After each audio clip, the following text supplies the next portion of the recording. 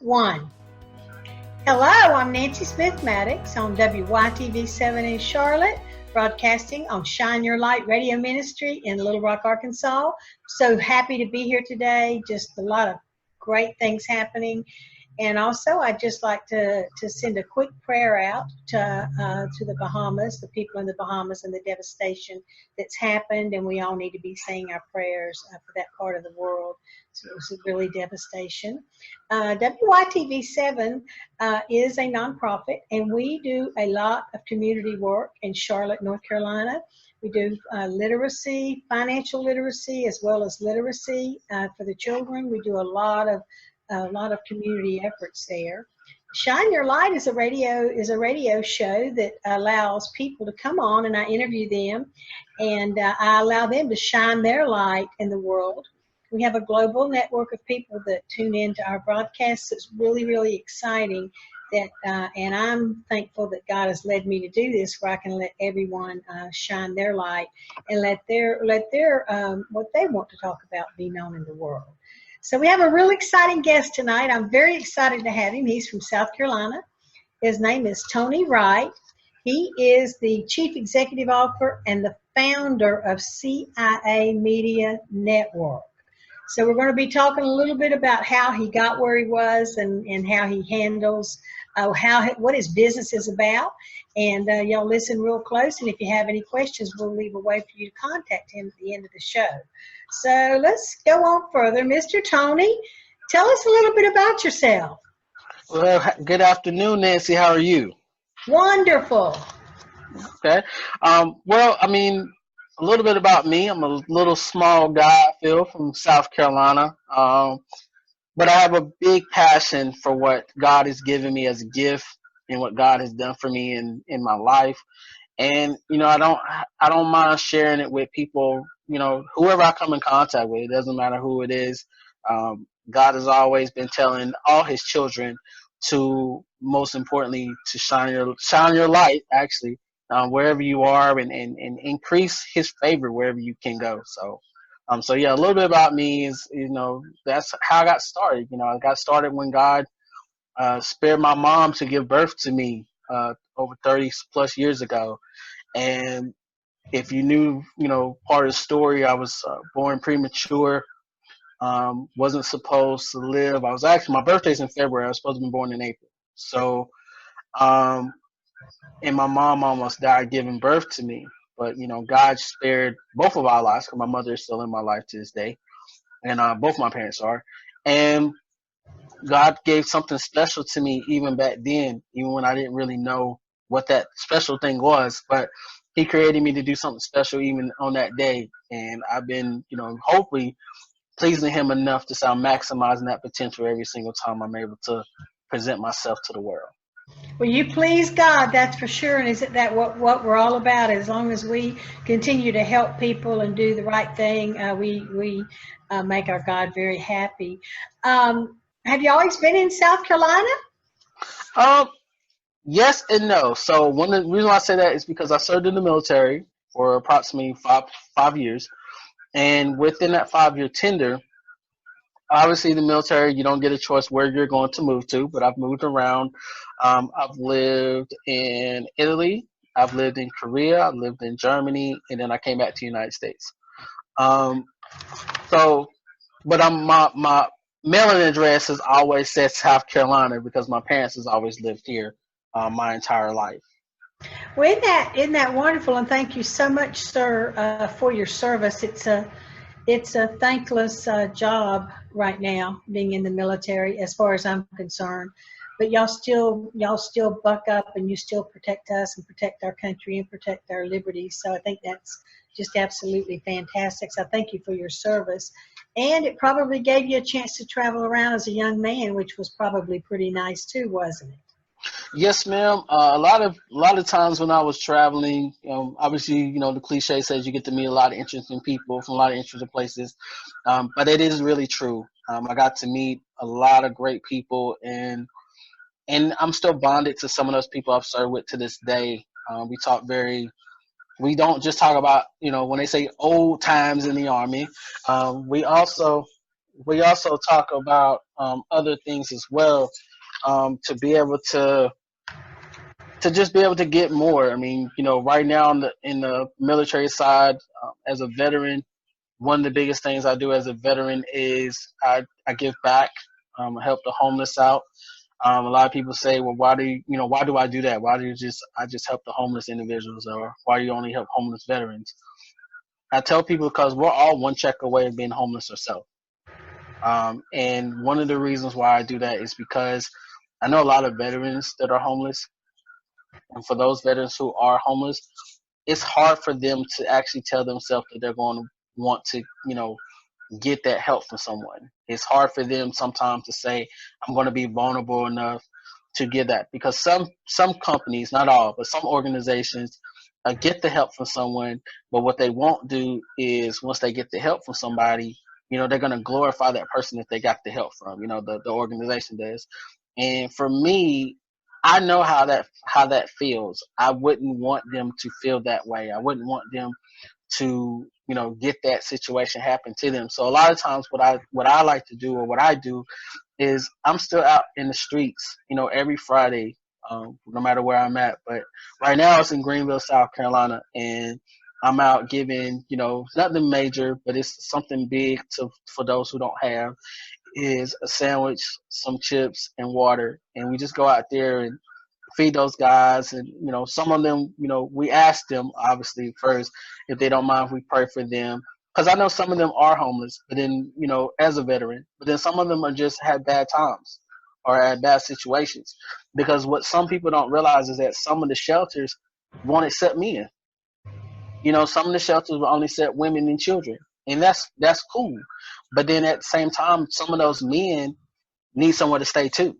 So my main goal with the whole situation with that is to be able to create an environment that we have like a transitional apartment or transitional houses, that right now I'm kind of to see if we can develop old hotels to do that out of, and to be able to get them back on their feet. Because like I say, some people become homeless. Yeah, some of them do it because they're addicted to drugs or they're being addicted to alcohol. But, one thing is we can't turn our cheeks on those people, because No. there's a reason why they got in the place that they're in regardless. So we need to be able to try to find a way to help them, even though they may have been addicted to drugs, even though they may have been addicted to alcohol. But God still loves those people. God still wants to see those people have the best out of their own prosperity in their life. And as man, we're always looking down towards those people when we should be praising those people up.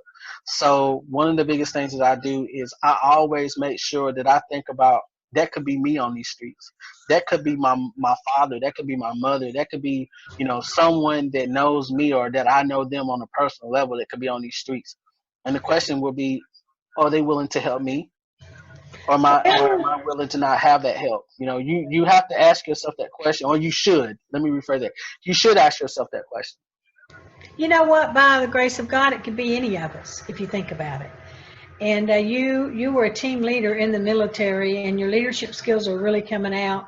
Which there again, I'm going to say you're pleasing God, and you're making Him very happy.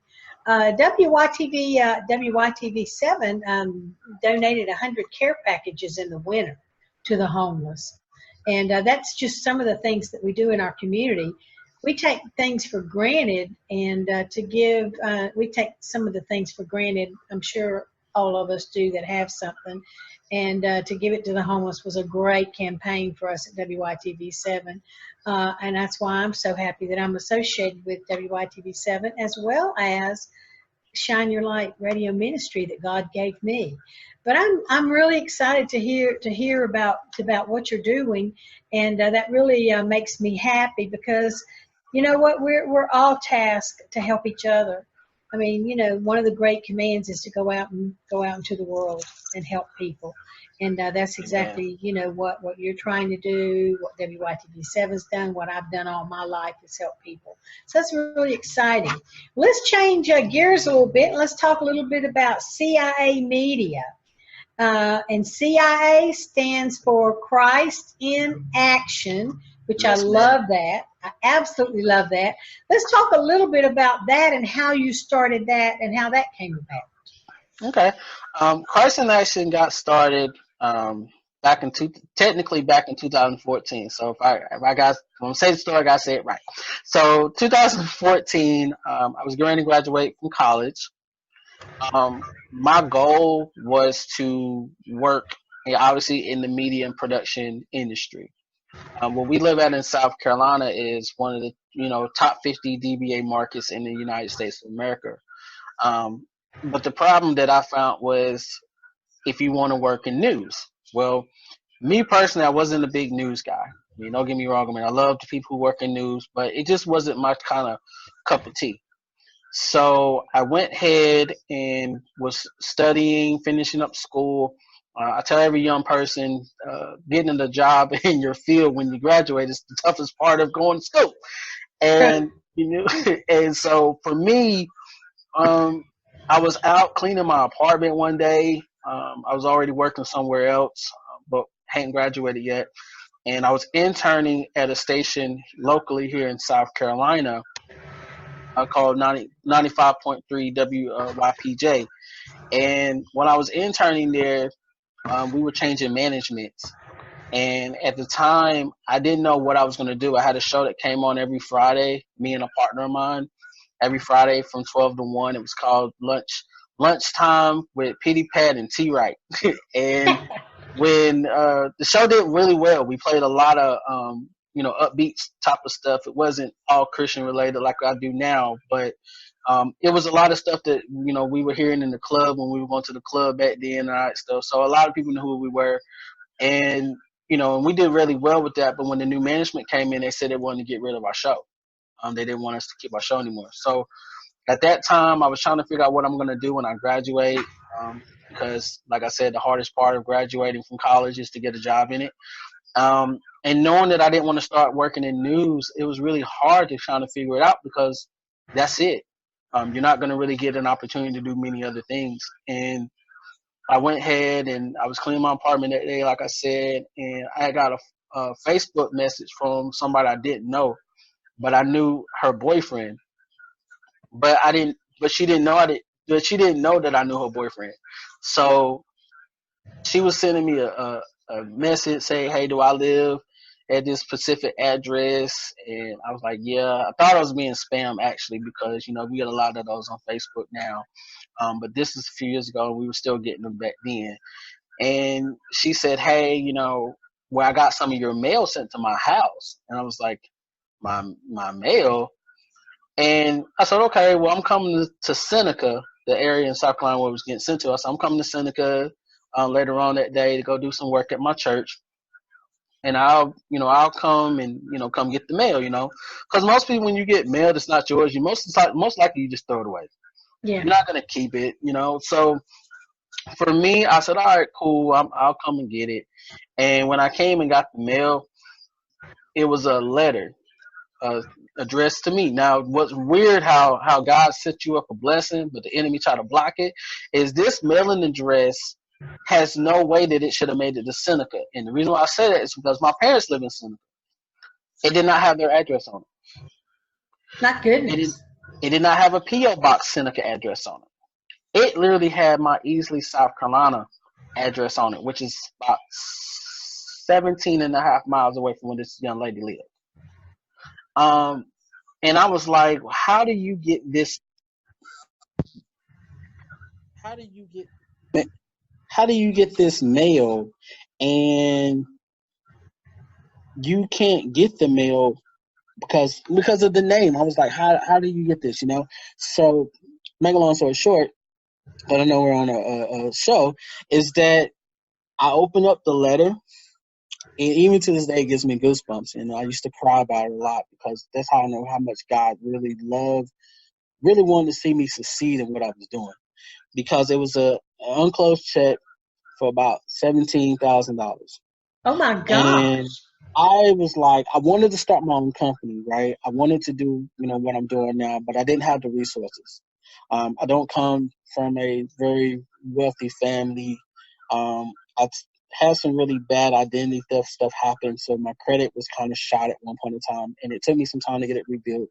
So going to go ask for a, startup loan wasn't an option. It just Wow. was, in that part right there, it wasn't an option. Someone Um, blessed you with money to start CIA Media, right? when I started looking at what I was going to do, I had to literally say to myself that I was going to work it out any kind of way I could, um, to be able to get what I needed, and that's what God was providing for me. Um, I Wow. I thought the check was a fake when I seen it. Um, so I called a friend of mine that worked at a bank, and I asked her could she check it. Well, she was looking at the check, and then she looking at me, looking at the check, looking at me while I'm at the bank. And when she looking at me, I'm sitting there thinking like, oh my God, she literally gonna I'm about to go to jail. This is a fraud. Somebody done tried to get me, and it made me look real good because they had the United States Treasury on the stamp on the check. Now I was like, oh Lord, I'm going to jail. And she said, I can't cash this check. And I said, well, why not? I said, if it's a fraud, I promise you I ain't get it myself. I promise you I ain't get it. So she said, no. She said, I can't approve it. Like, the amount's too much. I can't approve it. And I said, oh, okay. I said, so it's real. So she said, yeah, it's real. And I didn't tell nobody. I was so scared that the bank was going to think I was trying to do something else that I was afraid to tell anybody that that's where the money came from. And, after that, I went ahead and I went to work that Monday, like normal. And my supervisor that I had at that time, she liked her job, but she didn't really care for the management. So I told her like, hey, I'm going to go to lunch. I might be a few minutes late from lunch. Like, do you care? And she was like, nope, just bring me something to eat back. I don't care. And I said, all right, cool. Well, I got to the bank and they, it was obviously a good check. So, it took a while to get, the check out, call a few people, but they did call the right people and it got approved. And I left and it still was in disbelief because I was like, wow, I can kind of start what I wanted to do. So at that time, I'm getting ready to graduate from school. Management changed a lot of stuff there at the station. So I bought our name. So how Christ in Action name came about was I was like, who gave me the gift? Who's giving me the reason why I could do what I do? Who's giving me the reason that I can learn how to create content and movies and future TV shows and radio shows and be able to be the best I can at it. And it was like Christ, Jesus gave Wow. it to us. God believed in me back then to say this is what I wanted to do. Because the day I walked in the department where I graduated from at Tri-County Technical College in Pendleton, South Carolina, I said that from day one. Now I wasn't an actual media arts student when I first went there. A lot of people don't even know I was a nursing major when I was there. Wow. And Well, you know what? You know what, Mr. Tony? Boy, that really was Christ in action, wasn't he? We all don't see that as vividly as you did by getting a check and getting a way to start your business. Most of us don't see that. It doesn't really kind of come out like that to us. But that's just God's proof that we do serve an awesome God, and that what you had in your mind is exactly what God wanted you to do. So that was Christ in action for sure. yes, it was. I mean, like I said, he believed in what I wanted to do, and he saw the he see this in everybody. So when I say this, I don't mean it just for me. I mean this for everybody. He saw the potential before we could see the potential in ourselves, and he Right. saw the potential in what he created me to do, what my purpose was. I did a show a while back and it was called Living in Your Purpose. We all have one, but we don't realize how to tap into it sometimes. Right. And Exactly. sometimes we'll tap in it, right when God says it's going to happen. And sometimes we are kind of stubborn and we don't tap into it until we think we should be ready to tap into it, which is always not the best thing to do for most people. But, I looked at it as Christ gave this to me. And he showed me so much in the process of doing what I do right now that a point where that young lady she could have threw that mail away because I ain't gonna front. When I used to get mail that wasn't mine, unless I saw the mailman back out, I was like, hey, this is not mine. You can take this, Wow. back to whoever Wow. or you. Well, that's really exciting. That's an awesome testimony, Mr. Tony. But tell me more about what CIA Media does. From what I read, it says it's a streaming station. You can bring your story to life. So tell us what CIA Media does. Okay. What CI Media does is we're a streaming station. We have an online radio side that we do a lot of worship shows, a lot of Christian shows. Um, where we have my show, the T Wright Show. That's praise and worship. It comes on Tuesday through Thursday from 11:30 a.m. to 2:30 p.m. And we bring a lot of motivation on that show because a lot of people need motivation these days, and it's not just about motivation at our jobs or just motivation in life in general. We do cater to that show, particular to people who have lost hope sometimes, and sometimes people just key into the music. Sometimes people key into the motivation. My job that God gave me is for them to key into everything. So because sometimes music is the best way to get your worship going, and then sometimes we tap into the world of the music. Go trains with both ways. Well, Mr. Tony, thank you so much for sharing so much with us today. I appreciate that. And we're going to get your information out there for everyone to see. I love how CIA Media does a streaming station that can bring your story to life. So thank you so much, and everyone have a blessed day.